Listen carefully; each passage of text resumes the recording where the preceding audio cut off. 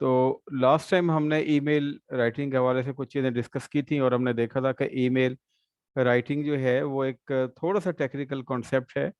जो हम एक नॉर्मल सिचुएशन के अंदर हम ईमेल लिखते हैं और उसमें जो हमारे वर्ड्स होते हैं उसमें हम थोड़े से केयरलेस होते हैं, but once we are writing in a professional context, हम अपने अपने कोलीग को, किसी सीनियर को, या कहीं अप्लाई करते हैं किसी यूनिवर्सिटी में, या जॉब पर्पस के लिए अप्लाई करते हैं, या हम लेटर ऑफ डोनेशन भेजते हैं, तो हमें उसकी प्रॉपर फॉर्मेट और उसकी प्रॉपर वर्डिंग के ऊपर जाना पड़ता है। ईमेल लिखते हुए जो चंद एक बुनियादी चीज़ें हम केयर नहीं करते और वो बार बार रिपीट होती हैं, तो मैं आपके सामने उसकी लिस्ट ये शो कर रहा हूँ। नॉट राइटिंग एन एक्यूरेट और जेन्युइन सब्जेक्ट, जो सब्जेक्ट लाइन होती है ना वो हमारी जो नीचे टेक्स्ट होती है उसके साथ मैच नहीं कर रही होती।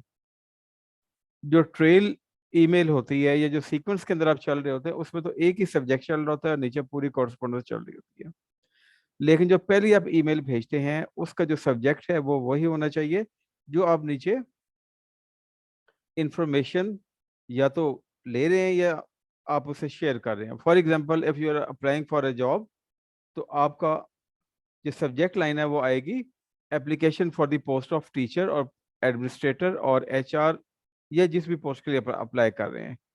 Like wise, if you are going to reply to an inquiry, तो फिर आपका वही आएगा कि रिप्लाई टू इंक्वायरी और आगे डैश डाल के जिस चीज़ के बारे में इंक्वायरी है, और फिर आप नीचे आप उसको नीचे अपना सब्जेक्ट मैटर स्टार्ट कर देंगे। ठीक है। अच्छा, और दूसरा पॉइंट है not getting to the point, कि हम फौरन ही पॉइंट के ऊपर नहीं आते। जैसे हम एक नॉर्मल लेटर लिखते हैं, जो एक सोशल लेटर लिखते हैं, उसी चीज़ को हम कोशिश करते हैं फॉलो करने की ईमेल में भी, जबकि ईमेल एक कन्वर्सेशनल और very much relevant to the point आपकी कम्युनिकेशन होती है आपके रिसीवर के साथ, आपके एड्रेसी के साथ। तो इसमें आपके पास लूज सेंटेंसेस का स्कोप नहीं होता। आपको to the point, relevant, concise, precise way में, जो हमने 7 C's में चीज़ें डिस्कस की थी उसके मुताबिक हमने अपने जो कंटेंट है, जो हमारा सब्जेक्ट मैटर, हमने उसको बयान करना होता है। नॉट एड्रेसिंग द इंडिविजुअल, और बाद हम उसमें ना थर्ड पर्सन, ये मैं एक जनरल बात कर रहा हूँ based on the number of email I have seen, not only in this session but previously as well. तो एक जनरल में बात कर रहा हूँ कि बाद का हम इंडिविजुअल को, अगर हम इंडिविजुअल को लिख रहे हैं तो हम इंडिविजुअल को एड्रेस नहीं कर रहे होते। जाहिर है, जब हम कंपनी को लिखते हैं तो हम उसमें किसी न किसी इंडिविजुअल को ही लिख रहे होते हैं, या हम किसी दूसरे बैंक को लिख रहे होते हैं तो वहां पे भी ब्रांच मैनेजर या वो ऑपरेशन ब्रांच मैनेजर होगा, या कैशियर होगा, या कुछ और ऐसा होगा, या सीनियर मैनेजर होगा, तो उस एक खास पर्सन को लिख रहे होते हैं। ठीक है। तो हमें उसके मुताबिक अपने पूरी लैंग्वेज को वर्ड करना चाहिए, उसके अंदर करना चाहिए। यूजिंग एब्रीविएशन, इमोजीज, आप लोगों ने तो जो मुझे ईमेल भेजी, this is a good sign कि none of you use either any abbreviation और इमोजी। तो इसको अवॉइड करें, चाहे वो पर्सनल या एक सोशल लेवल के आप ईमेल भेज रहे हैं, या आप एक फॉर्मल एक बिजनेस टाइप की ईमेल भेज रहे हैं। हर किस्म के ईमेल में कोशिश करें कि आप एब्रीविएशंस और इमोजीज वगैरह का इस्तेमाल ना करें। Sir Tariq using yes, any question? Using the wrong tone of voice. अच्छा, रॉन्ग टोन ऑफ वॉइस से अब क्या मुराद होती है कि आप जैसे यू का वर्ड वहां पे ज्यादातर इस्तेमाल करते हैं, तो यू कहने से जैसे हम उर्दू में तुम या तू कह रहे होते हैं, तो कोशिश करें कि आप उसको पैसे वाइज में कर दें जहां पे आपने किसी दूसरे शख्स को एड्रेस करना होता है। तो उससे क्या होगा कि एक पोलाइटनेस क्रिएट हो जाएगी। इसी तरीके से फिर आप जब उसमें वर्ड यूज करते हैं थैंक यू, प्लीज, तो उससे भी एक पोलाइटनेस का एलिमेंट आता है। इस तरीके से जब हम ईमेल एंड करते हैं, जैसे ऊपर हमने डियर सर से स्टार्ट किया या डियर मैडम से स्टार्ट किया, और नीचे भी हम काइंड रिगार्ड या बेस्ट रिगार्ड लिखते हैं instead of simply writing regards, तो वो भी एक पोलाइटनेस का एलिमेंट उसके अंदर आता है। Courtesy is very much important in any kind of communication. और ये वो पॉइंट है जब आप इंटरव्यू के लिए जाते हैं, जब आप एप्लीकेशन लिखते हैं, जब आप फंड रेजिंग के लिए करते हैं, तो सबसे बुनियादी चीज होती है रेपो बिल्डिंग, कि आपने कनेक्शन बिल्ड करना है अपने रीडर के साथ। कोई ऐसा वर्ड ना लिखें, कोई ऐसी टोन ना हो, कोई ऐसी बात का रेफरेंस ना दें जिससे चीजें आपस में गड़बड़ हो जाए, एक बैड फीलिंग जिससे क्रिएट हो, बैड ब्लड जिससे क्रिएट हो।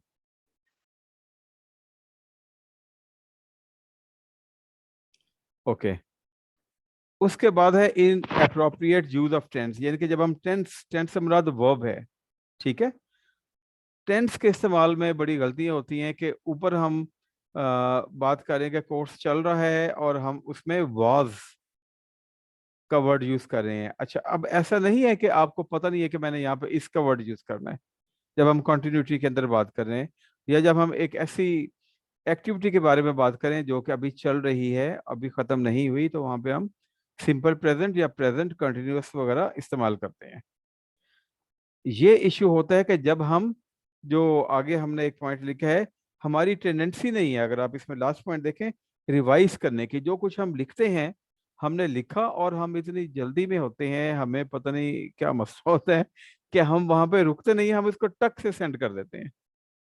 तो कल भी जो लास्ट सेशन था उसमें मैंने आपसे ये दरख्वास्त की थी कि जो भी चीज़ आप लिखें, आप उसका प्रिंट ले लें, उसका स्क्रीनशॉट ले लें, उसको सेव कर लें कंप्यूटर में, और उसके बाद उसको एक 2-3 बार रीडिंग दें। ठीक है, जैसे कहते हैं ना, किसी भी बात का अपने जवाब देना है तो आप कोशिश करें कि उसको थोड़ी देर होल्ड कर लें।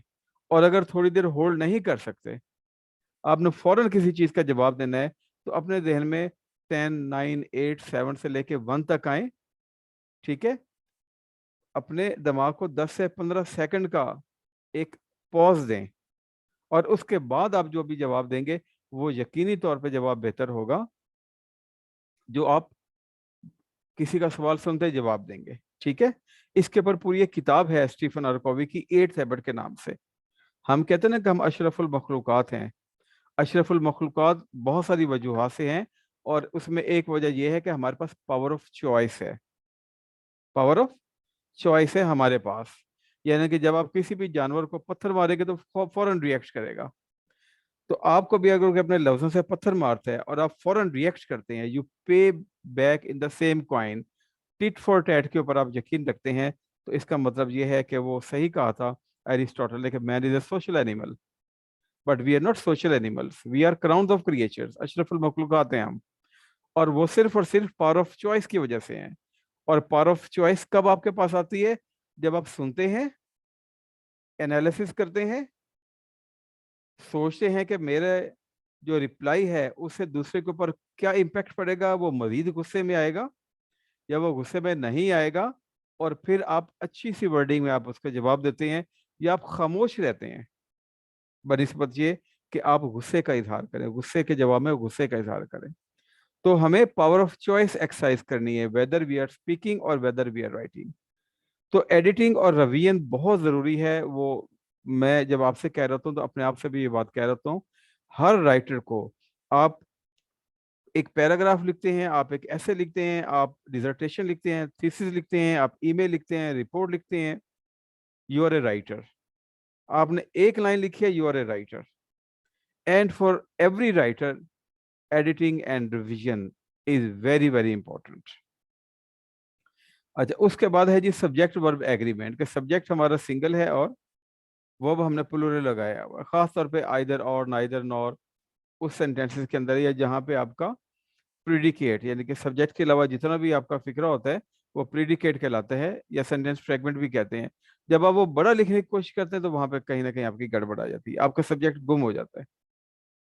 तो उसको थोड़ा सा अंडरलाइन करने की जरूरत है, स्पेलिंग्स की थोड़ी सी केयर करें। सोशल मीडिया का बहुत ज़्यादा इन्फ्लुएंस है हमारे ऊपर, हम बहुत जल्दी इनोवेशन की तरफ जाना चाहते हैं, लेकिन जब हम राइटिंग की तरफ आते हैं तो अंग्रेज हमेशा वहां पे SWE का वर्ड यूज करता है। SWE, standard written English. और जो स्टैंडर्ड रिटन इंग्लिश होती है वो हम पहले 7 सीरीज में देख चुके हैं कि फॉर्मल क्या होती है, इनफॉर्मल क्या होती है, और सब स्टैंडर्ड क्या होती है। तो सब स्टैंडर्ड और इनफॉर्मल जो है वो स्टैंडर्ड रिटन इंग्लिश में नहीं आती। स्टैंडर्ड रिटन इंग्लिश आपकी वही होती है जो कि आपकी फॉर्मल इंग्लिश होती है। जी, कोई सवाल यहाँ पे इन पॉइंट्स के ऊपर?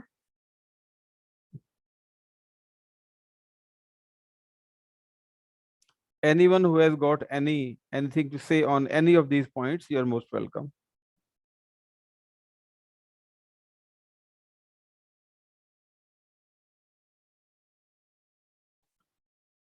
सर एक सवाल करना चाहूंगी। जी जी। आजकल मैं जहाँ पे वर्कआउट कर रही हूँ तो वहां पे मुझे एक सवाल सुनने को एक बात सुनने को मिलती है कुछ वर्डिंग के हवाले से कि वो स्पेसिफिकली पाकिस्तान में बोली जाती हैं। ये वर्ड जो है वो स्पेसिफिकली पाकिस्तान में बोले जाते हैं या साउंड इंफीरियर। तो is are there any words like these? अच्छा, अपना नाम बताइएगा, जब आप लोग बात करते तो वो उसमें आता नहीं यमुना। है। सर यमुना। जी यमुना। अच्छा देखें, ये हमारे यहाँ ना हर बंदा लिंग्विस्ट है।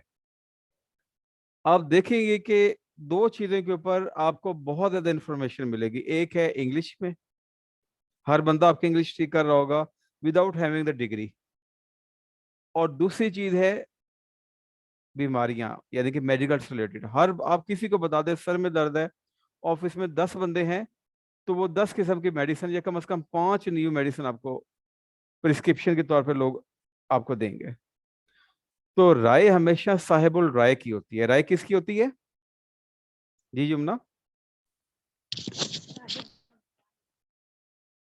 राय किसकी होती है? साहिबुल राय की। और साहिबुल राय क्या होता है? जो उस चीज में क्वालिफाइड है। लाइक अगर मैं इंग्लिश में क्वालिफाइड हूँ, मेरे पास डिग्री है, मेरे पास एक्सपीरियंस है, मैं जो भी चीज आपको बताऊंगा उसको मैं फिर एक बार चेक करूंगा। लेकिन जिसके पास डिग्री नहीं है, वो कहते हैं ना कि जिसको लैंग्वेज नहीं आती वो बहुत कॉन्फिडेंस के साथ बोलता है, क्योंकि जो लैंग्वेज बोल रहा होता है वो गलतियों का और इन तमाम चीजों का ख्याल कर रहा होता है, इसलिए वो थोड़ा अटक के बोल रहा होता है, लिखते हुए भी कर रहा होता है। तो जहां तक आपके सवाल का तल्लुक है ना, ये कोई ऐसी चीज नहीं है। जो लैंग्वेजेस दुनिया के अंदर रिजिड थी, जिन्होंने नए वर्ड्स को अपने अंदर अडॉप्ट नहीं किया, आज वो एग्जिस्ट नहीं करती। Like Hebrew, like so many other languages, वो अभी दुनिया में नहीं है। ठीक है, सोशियो लिंग्विस्टिक्स एक पूरा सब्जेक्ट है जिसमें बात की जाती है कि लैंग्वेज कौन सी डेवलप करती है। इंग्लिश जो है वो एक फ्लेक्सिबल लैंग्वेज है, इसमें हर लैंग्वेज के वर्ड्स हैं। ठीक है।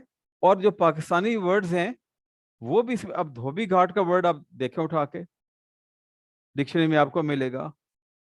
गुरु का वर्ड आपको मिलेगा, मंत्रा का वर्ड आपको मिलेगा, बहुत सारे वर्ड आपको इसके अंदर मिलेंगे।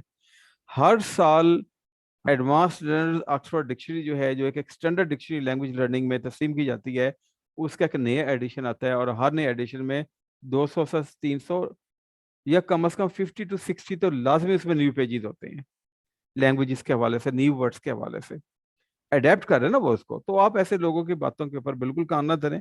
और जहां पे भी कोई मसला हो, तो हमने प्रोसेस ऑफ कम्युनिकेशन में क्या देखा था? सबसे पहला पॉइंट था उसमें कंसेप्शन, यानी कि आइडिया।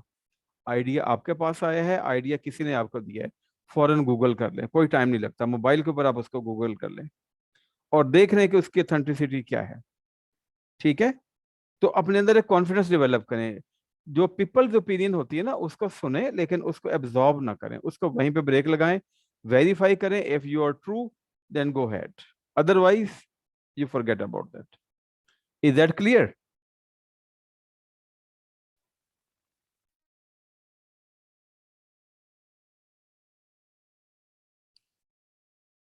Okay, fine. अच्छा, ये कुछ तीन एक मैंने ऑनलाइन सोर्सेज नोट किए हैं, ये नोट्स की शक्ल में भी आपके पास आ जाएंगे। ये कुछ टूल्स हैं, मैं बैठा सर्च कर रहा था, आप भी इसको सर्च करके देखिएगा कि अगर आपको अपनी ईमेल एडिट करनी है या ग्रामर वगैरह का इश्यू होता है, तो अब बहुत सारी चूंकि टेक्नोलॉजी आ चुकी है, और कुछ पेड होती हैं, ज़्यादातर फ्री होती हैं, तो आप इनको इस्तेमाल करके अपनी लैंग्वेज को इम्प्रूव कर सकते हैं। यानी कि it is very difficult for you to carry dictionary with you. ठीक है। और मोबाइल में जो डिक्शनरीज आती हैं वो कई बार वो कंप्लीट इंफॉर्मेशन नहीं देती।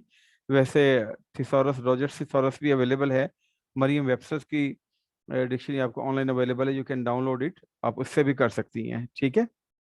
तो आपके पास ग्रामरली एक बहुत ज़बरदस्त टूल है, अगर आप उसकी पेड सब्सक्रिप्शन ले लेते हैं, बहुत सारे लोग बड़ी सस्ते में दराज के ऊपर भी सेल कर रहे होते हैं उसकी सब्सक्रिप्शन, तो वो भी आपका सेंटेंस, ग्रामर, सारी चीज़ें। लेकिन do not rely on any of the tool 100%, use your brain. ठीक है।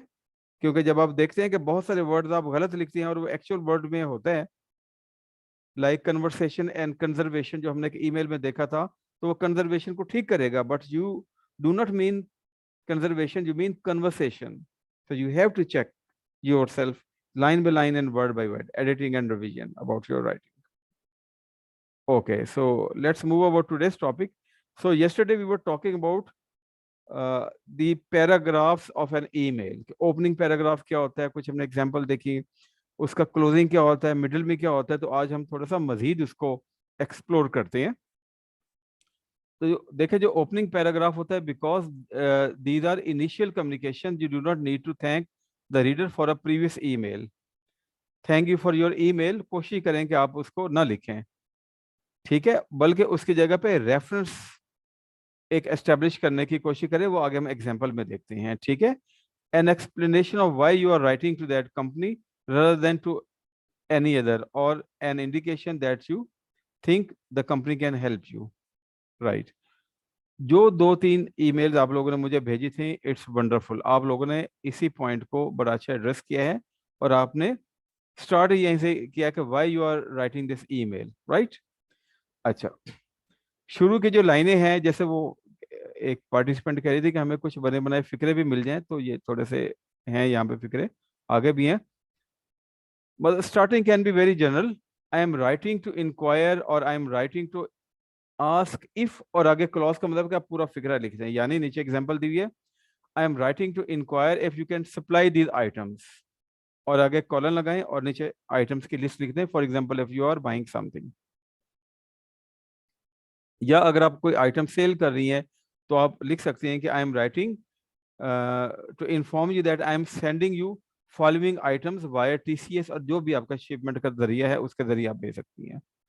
अच्छा, इसको आप और मुख्तसर कर सकती हैं, आई अंडरस्टैंड दैट, और आगे जो आपने लिखना है, या we understand that. If you are writing on behalf of your company then you will use we, but if you are writing in individual capacity, या आपको as a single person address हुई है ईमेल, एज HR मैनेजर और operation manager, और you are the owner of a business, तो then you will use I, single pronoun, आप उसमें third person singular pronoun use करेंगे। We have been informed that, यानी कि हमें पता चला है, और आगे आप क्लॉज लिखेंगे, या I have been informed that, और फिर आगे, यानी कि अगर किसी तीसरे शख्स ने आपको बताया कि जी फलां शख्स आपकी प्रोडक्ट के बारे में कंप्लेंट कर रहा है, तो आप कह सकते हैं कि I have been inform that. इसमें देखें, पैसे वाइज यूज किया आपने, एक्टिव वाइज यूज नहीं किया। क्यों? क्योंकि सब्जेक्ट इज नॉट इंपॉर्टेंट, बल्कि वो इंफॉर्मेशन इंपॉर्टेंट है जो आपके बारे में आई है, ठीक है। या आपको पता चलता है कि जी फलां शख्स मिस्टर नवीद या मिस्टर अकबर वो बड़ी जबरदस्त ट्रेनिंग करवाता है, और वो फ्री में ट्रेनिंग करवा रहा है, तो आप उसको भी यूं कर अपनी ऑर्गेनाइजेशन में इनवाइट कर रही हैं, तो लिख सकती हैं कि I have been informed that you are able to provide, और आगे ट्रेनिंग का नाम, जैसे यहाँ पे ब्लू ओशन स्ट्रेटेजी ट्रेनिंग है, तो आप कोई भी टीचर्स ट्रेनिंग या कुछ भी ऐड कर सकती हैं। तो ये चंद एक आपके पास ओपनिंग सेंटेंसेस की ऑप्शन अवेलेबल है। अच्छा, सेकंड पैराग्राफ में क्या होता है कि इनिशियल तो आपने बेसिकली टोन सेट की कि why you are writing this email. जो सेकंड पैराग्राफ होता है, और कोशिश करें कि आपकी ईमेल एक ही पैराग्राफ तक हो, यानी कि सेकंड पैराग्राफ तक, और उसके बाद क्लोज कर दें। उसमें क्या होता है कि आप डिटेल देते हैं कि व्हाई यू आर राइटिंग, या तो आप इंफॉर्मेशन दे रही हैं, आपने वो इंफॉर्मेशन लिखनी है। अगर आप इंफॉर्मेशन मांग रही है, तो आपने उस टाइप ऑफ इंफॉर्मेशन को उनसे गेन करना है, उनसे हासिल करना है, ठीक है। फर्दर रिलेटेड इंक्वायरी और इस किस्म की आप वर्डिंग वहां से स्टार्ट कर सकती हैं। अच्छा, कोशिश करें कि आप जो पहले पैराग्राफ में लिखा है उसको दूसरे पैराग्राफ के साथ लिंक करें। इन्हें कहते हैं कोहिजन, और ऐसे अल्फाज को कहते हैं cohesive devices, like furthermore, another, first second third, moreover, in the end, by the end, to sum up.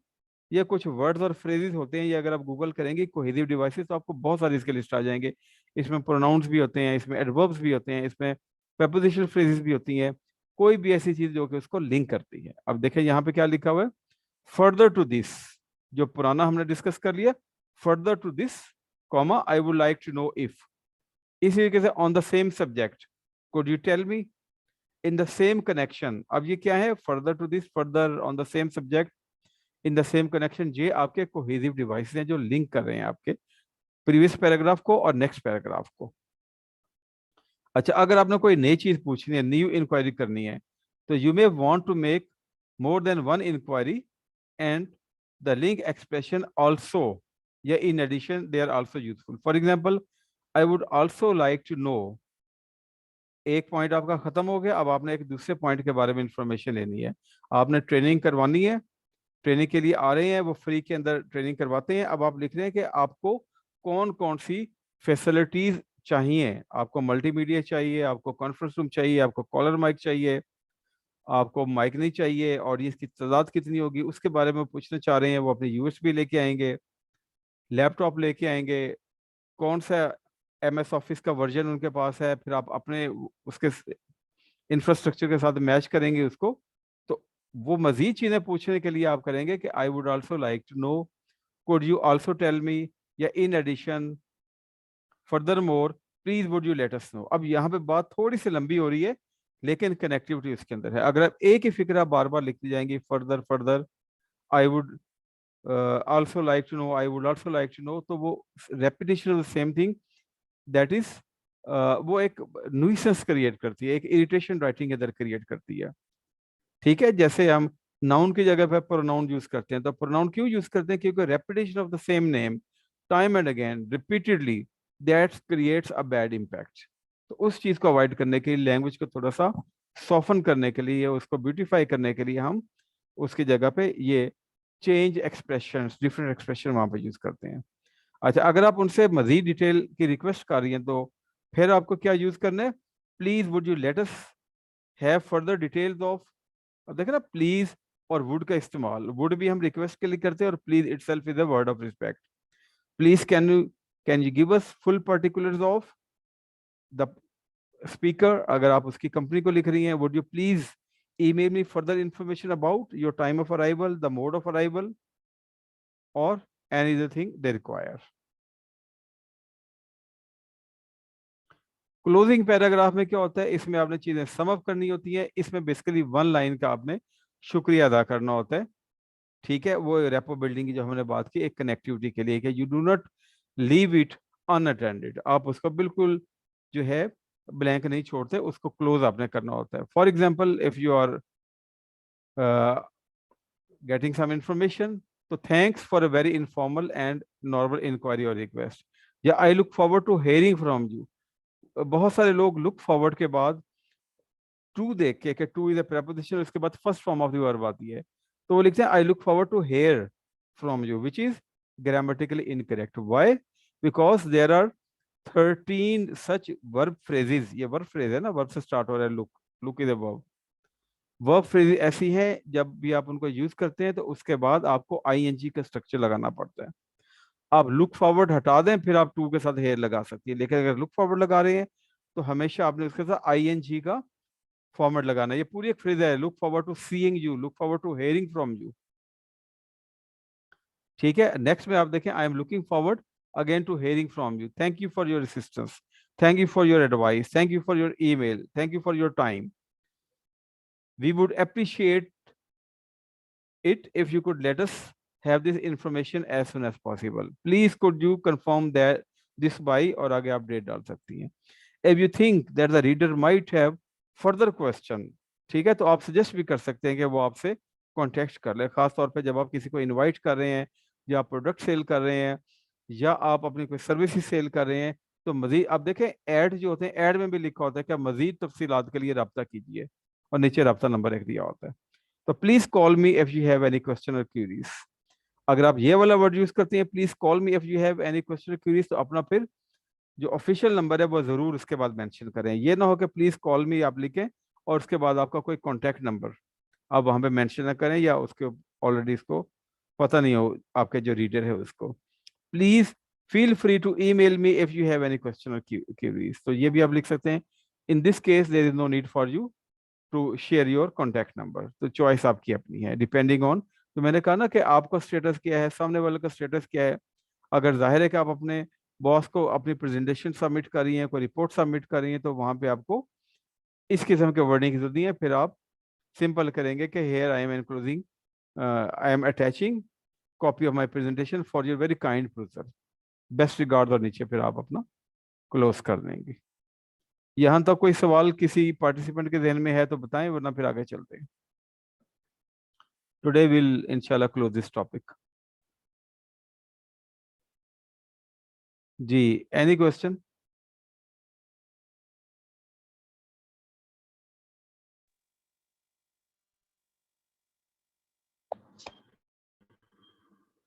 Okay. Sir आप कह रहे थे ना कि बॉसेस को अगर लिखना हो तो उसमें क्लोजिंग पैराग्राफ में कौन से सेंटेंसेस यूज किए जा सकते हैं? जी जी, आप उसको ज़ाहिर एंड तो करेंगे ना एक कर्टेसी नोट के ऊपर। अभी आपका जो सब्जेक्ट होगा ना उसके मुताबिक आप उसका वो आप फाइनल लाइन जो है इसकी क्लोजिंग लाइन वो आप लिखेंगी। अगर कोई पर्टिकुलर आपके ध्यान में पॉइंट आ रहा है तो आप मुझसे शेयर करें, मैं आपको उसका रिप्लाई करने की कोशिश करता हूँ।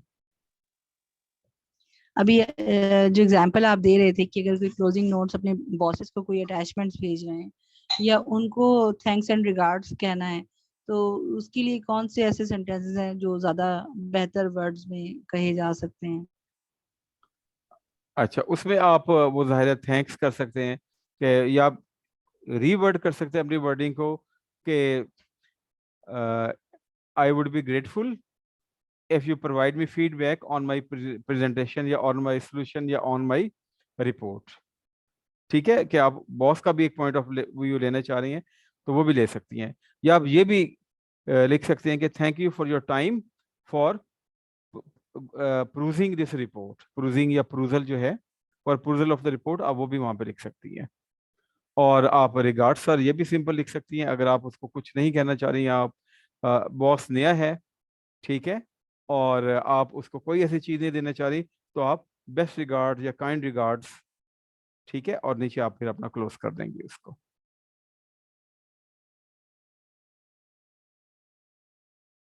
Hope the question is answered miss Iram. जी thank you so much. Okay, welcome. अच्छा, ये जैसे चंद एक हमने वो सैंपल लिखे हुए हैं। अब सब्जेक्ट क्या है कि क्वालिटी कंट्रोल वर्कशॉप हो रही है, तो डियर हेलन वो उसको लिख रहे हैं। मैंने बताया ना कि बिजनेस लैंग्वेज के अंदर वो हमेशा डियर का वर्ड यूज करते हैं रिस्पेक्टेड या ऑनरेबल की जगह पर। अब ओपनिंग सेंटेंस देखें, ओपनिंग लाइन क्या है, I am writing to inquire whether your company could offer a workshop on quality control for our managers. अच्छा, इसमें चूंकि एम्बेडेड क्वेश्चन है, एम्बेडेड क्वेश्चन का मतलब ये है कि आपका जो सेंटेंस है वो क्वेश्चन वर्ड से स्टार्ट नहीं हो रहा, राइट। क्वेश्चन वर्ड क्या होते हैं, जैसे verbs do, does, who, him, sorry him नहीं आएगा, हु, विच वगैरह से स्टार्ट नहीं हो रहा। लेकिन सवाल है उसके अंदर, इसे कहते हैं embedded question, weather your company, तो वहां पे हम फिर एंड में क्वेश्चन मार्क नहीं लगाते। हमेशा याद रखें कि जो एम्बेडेड क्वेश्चन है उसमें हम क्वेश्चन मार्क वहां पे एंड में नहीं लगाते। तो वहां पे वो इंफॉर्मेशन मांगी उसने। अब सेकंड में क्या डिटेल आई, the quality control training workshop, अब रेफरेंस ब्रैकेट में दे दिया है, detailed in your corporate brochure might be suitable for us. I would like to know if it is possible for you to offer a 3-day training workshop starting before October 2022 for a group of 10। अब आपने पूरी information दे दी कि कितने दिन की आपका workshop required है, कब वो चाहिए, किस डेट से पहले आपने करनी है, और आपके पार्टिसिपेंट्स कितने होंगे यहाँ पे। अब आपको मजीद सवाल करना है, ठीक है, तो मजीद सवाल के लिए in addition comma could you send us some background information about the trainer you would use to conduct the workshop। अच्छा, ये चौके मैंने वहां से कॉपी की है, तो यहाँ पे भी ये क्वेश्चन मार्क नहीं आना क्योंकि ये एक एम्बेडेड क्वेश्चन है। Why it is embedded question, in addition का इस्तेमाल फ्रेज का शुरू में हुआ है। अगर ये कुड से स्टार्ट होता तो फिर यहाँ पे क्वेश्चन मार्क, मार्क ऑफ इंटररोगेशन, बिल्कुल ग्रामेटिकली ठीक था। तो इसका यह भी मतलब है कि अंग्रेजों की किताबें जो हैं उसके लिए भी थोड़ा सा आप अपना बैकग्राउंड फिल्टर यूज कर सकते हैं।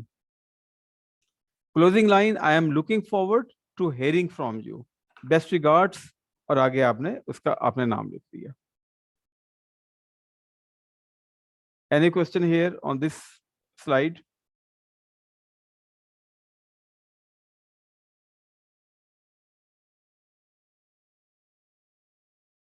Okay, silence means I should go ahead. अच्छा, दूसरा ये अभी आप ईमेल करिए वैकेंसीज के बारे में, ठीक है, कि आपको वैकेंसी के बारे में पता चला है। तो वो लोग बहुत शॉर्ट एंड स्मार्ट इसको लिखते हैं, और अभी आपको पता ही है कि वेस्ट में जितनी भी हायरिंग होती है वो सबसे ज़्यादा लोग लिंक्डइन जो एक प्रोफेशनल प्लेटफॉर्म है, वहां से लोगों को हायर करते हैं। वेस्ट में मैक्सिमम यूरोप के अंदर जो हायरिंग हो रही है वो लिंक्डइन प्रोफाइल लोग सर्च करते हैं। एटीएस उनके पास एक सिस्टम होता है, ऑटोमेटिक ट्रैकिंग सिस्टम, कीवर्ड्स होते हैं वो डालते हैं, उससे रेलिवेंट सारी चीज़ें आ जाती हैं जो जो भी आपने अपनी चीज़ें फर्निश की होती हैं ऑनलाइन, और वहाँ से फिर वो हायर कर लेते हैं। और अभी अमेरिका में नया ट्रेंड भी काफ़ी पॉपुलर हो चुका है कि अभी वो इंटरव्यू के लिए आपको एक लिंक भेज देते हैं, 3 दिन का टाइम देते हैं, क्वेश्चन होते हैं, आप अपनी इंट्रोडक्टरी वीडियो बनाएं, और एक ख़ास टाइम होता है उस वक्त तक आप पुरानी वीडियो डिलीट करके नई वीडियो अपलोड कर सकती हैं, और उसके बाद फिर जो है आप डिलीट नहीं कर सकती, और आपकी लास्ट अपलोडेड वीडियो चली जाती है। उनका जो एचआर है, बजाय ये कि आप किसी भी हिस्से में पाकिस्तान में हैं और आपके पास एक टैलेंट है, तो बजाय ये कि वो आपको ट्रैवलिंग अलाउंस से आपको कॉल करे अपने पास, ठीक है, या वो स्पेशल आपके साथ एक वीडियो कॉन्फ्रेंस अरेंज करे, वो आपकी वीडियो देख के शॉर्टलिस्ट कर लेते हैं कि अच्छा ये हमारे ऑर्गेनाइजेशन के लिए सूटेबल हैं, जो उनके हेड हंटर्स होते हैं, और ये हमारे लिए सूटेबल नहीं है। तो ये थोड़े से ट्रेंड से मैंने कहा चले मैं आपसे शेयर करूँ। अच्छा, अभी आप लिख रहे हैं टर्नर को, मिस्टर टर्नर को, dear mister Turner, I am writing to ask if you have any vacancies in your sales department. Close. Next आप लिख रही हैं I have just graduated from Hong Kong University with a degree in marketing and would like to gain some experience in an entry level position, कि मैंने अभी भी fresher हूँ मैं और मुझे एक एक्सपीरियंस चाहिए। अब आप देखिएगा हमने पूरी डिटेल यहाँ पे नहीं लिखी जो आप अपनी सीवी में लिखती हैं, यहाँ पे अपने सिंपल लिखा I have attached my CV for your reference. There are no more stories over here.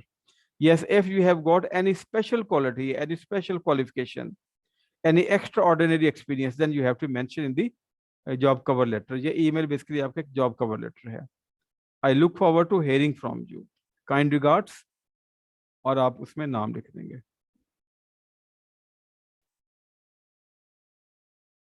Okay, thanks. अच्छा, इन्फॉर्मिंग एंड नोटिफाइंग, अगर आपने ऑफिस कल्चर में आप जॉब कर रही हैं और आपने किसी को किसी चीज़ के बारे में इन्फॉर्म करना है, या कोई मीटिंग हो रही है, या कोई आपकी पॉलिसी एक नई इंट्रोड्यूस हुई है, आपने उसको नोटिफाई करना है। नोटिफाई का मतलब है कि लोगों को लिख के बताना। तो उसके लिए क्या तरीकाकार होता है, तो उसकी स्ट्रक्चर एंड ऑर्गेनाइजेशन आप ईमेल की कैसे करेंगे? व्हेन इन्फॉर्मिंग और नोटिफाइंग कस्टमर्स, क्लाइंट्स और colleagues, it is common to place a new information, या आप उसको पर्पस स्टेटमेंट कहते हैं, with supporting information in separate paragraphs. आप उसको सेपरेट पैराग्राफ में कैसे लिखेंगे? टिपिकल स्ट्रक्चर क्या होता है, स्टेप बाय स्टेप आप कैसे जाएंगे? पहले सबसे पहले क्या करना है? Inform the reader of the necessary information, ये purpose statement, why you are writing the email, वो चीज आ गई। Add supporting information if required, आपने एक्स्ट्रा इन्फॉर्मेशन डाल देनी है। अगर आप चाहती हैं कि वो इसको एक्नॉलेज करे आपके ईमेल को, कोई एक्शन रिक्वायर्ड है, तो आप एंड में वो भी लिखें, action the reader should take if required, कि please acknowledge my email. Close on a positive या courteous note, optional but expected, ये ऑप्शनल होता है लेकिन एक्सपेक्टेड होता है। आप जरूर एंड में उसको एक नोट डाला करें, ये बड़ा ज़रूरी होता है।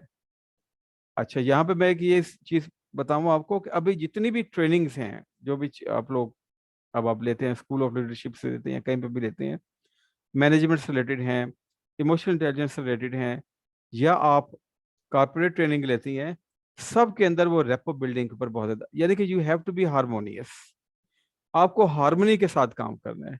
आपने अपने बॉसेस के साथ नहीं बिगाड़ना, ठीक है? Remember, your boss is your boss, he is not your Elder brother और नॉट एल्डर सिस्टर और योर अंकल और समथिंग लाइक दैट। जो आपका बॉस होता है ना, वो काफी प्रेशर्स के अंदर काम कर रहा होता है, उसको बहुत सारी चीजें फेस करना होती हैं जो आप नहीं कर रही होती।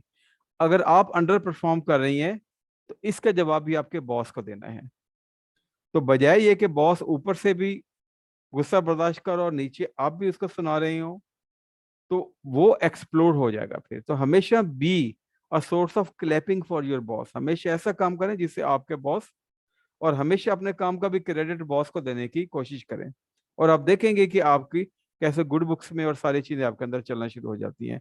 ऑफिस पॉलिटिक्स, ऑफिस क्रिबिंग, और जिसको वो कहते हैं ना technically water cooler discussion. Water cooler discussion क्या होती है?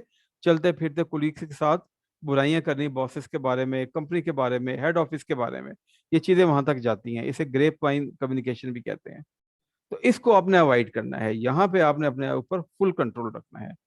You have to think that you have a camera over your head all the time and your each word is being